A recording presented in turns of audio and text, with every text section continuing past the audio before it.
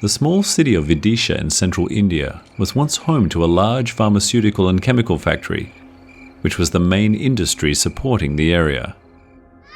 Late one night, a group of children decided to play pranks around the town. They shot fireworks near houses, scaring residents and causing dogs around the neighborhood to bark relentlessly. As the juveniles made their way around town, they eventually came upon the factory, and just as they had been doing all night, they decided to set off some fireworks to startle the people inside. They set off a few small firecrackers. Then, they decided to light up their largest rocket and launch it into the grounds beyond. However, just as they did, the contract security guard came running out towards them, shouting at them to immediately cease their shenanigans. The boy with the firework realized that the security guard was in fact his father, who had been stationed at the factory that night. The shock of this made him throw the rocket to the ground. However, as he did, its main stage ignited, and it launched over the head of his father and into one of the upper floor windows on the main factory wall beyond. The boy's father was furious. He grabbed him by the scruff of the neck as his friends all began to turn and run. "Get back here," he shouted, then went on to scream, "I know where you all live." Just as his final words were drowned out by a huge explosion behind him. The rocket had landed directly into a batch of highly flammable chemicals, which proceeded to set off a chain reaction of explosions. Several of the factory workers died instantly, and several others were suddenly in grave danger as the fire rapidly spread out of control.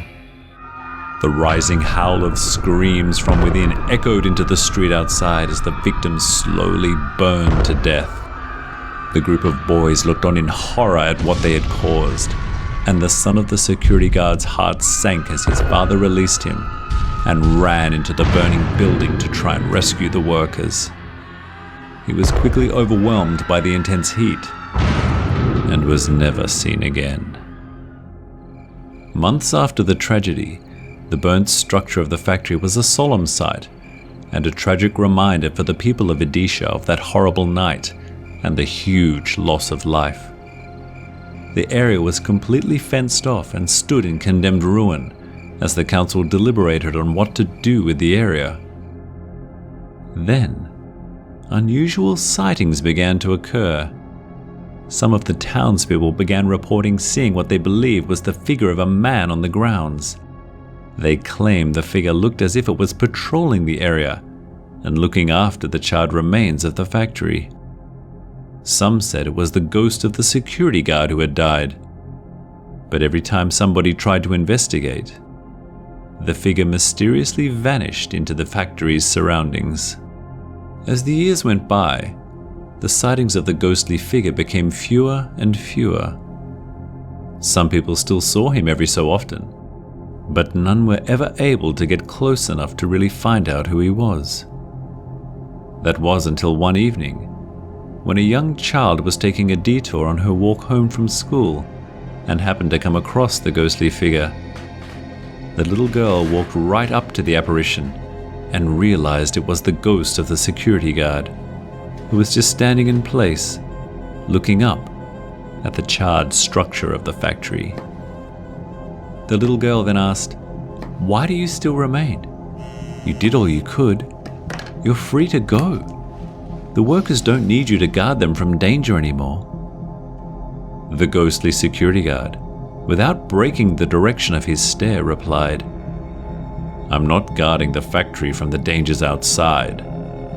I'm guarding my boy from the dangers within it." The security guard then pointed up towards some of the remaining window frames in the factory. The girl looked up and was frozen in terror with what she saw. There, looking down through the shattered windows, were the ghastly and vengeful faces of all the dead factory workers, wanting nothing more than to seek retribution on the boy that sealed their fate.